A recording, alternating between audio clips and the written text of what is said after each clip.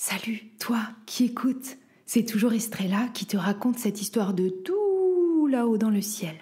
Tu as décidé de poursuivre ce récit en regardant la course entre Thor et Serena, aux côtés de Nelson Pafford, commentateur officiel du champion en titre. Allez, c'est parti.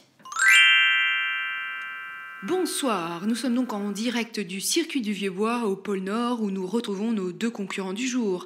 À gauche de l'écouteur, l'imbattable, l'indétrônable, l'exceptionnel, celui qui cumule à lui seul pas moins de 10 titres, oui j'ai bien dit 10 titres de recordman du monde de la vitesse, c'est un véritable dieu du sprint, j'ai nommé Thor.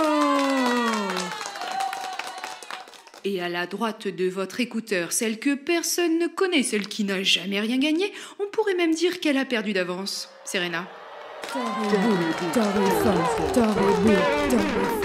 Je sens la foule qui porte notre champion. Je crois que si j'étais son adversaire, je rentrerais chez moi pour me cirer les sabots.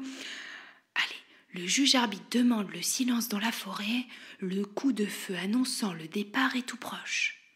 Et c'est parti pour 2 tours de ce circuit du Vieux-Bois qui contient plusieurs endroits critiques, notamment cette traversée de la rivière glacée qui s'annonce épique. Serena est partie comme une flèche, j'imagine qu'au bout de la ligne droite, elle sera déjà essoufflée. Oh, excusez-moi, je rigole. Oui, excusez-moi, chères auditrices, chers auditeurs, je rigole car notre champion Thor est tellement détendu qu'il prend le temps de signer des autographes, de répondre à une interview pour Bruteux et de prendre des selfies pour son compte Instagram, Thor champion du monde pour toujours. Je ne sais pas vous, mais moi je le trouve détendu, notre Thor, et j'aime bien le voir comme ça. Je crois qu'il commence à courir en petite foulée, mais j'imagine que ce doit être le rythme de sa concurrente. Ah, d'ailleurs, je crois qu'elle approche de la rivière glacée, mais attendez, elle est déjà complètement ruisselante. J'imagine que c'est parce qu'elle transpire à grosses gouttes. Elle va sûrement mettre un sabot dans l'eau et faire demi-tour pour se faire couler un bon bain en se faisant un masque pour le museau. Oh. Elle ne semble pas effrayée puisque, après avoir fait un plongeon un peu minable, elle traverse l'obstacle aquatique à une bonne allure, en crawl et pas en nage indienne comme je l'aurais pensé.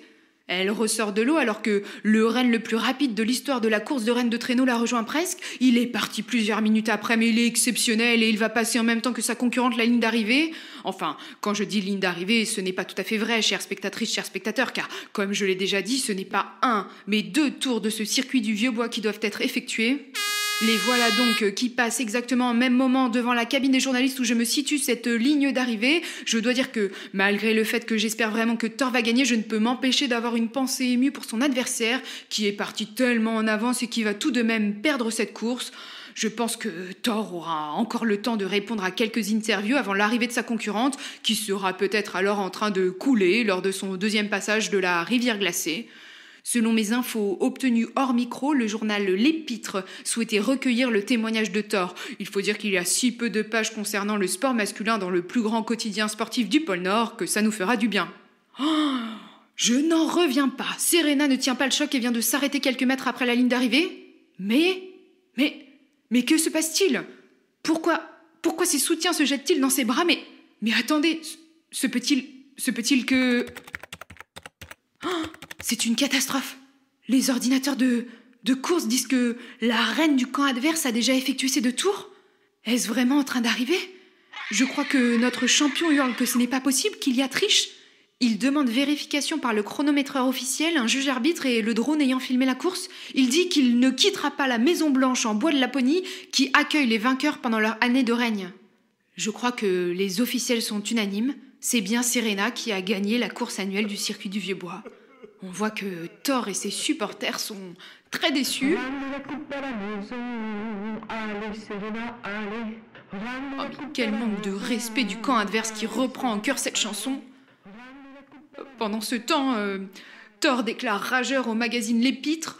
De toute façon, j'ai toujours détesté Noël. Je crois qu'ils ont leur couverture de demain.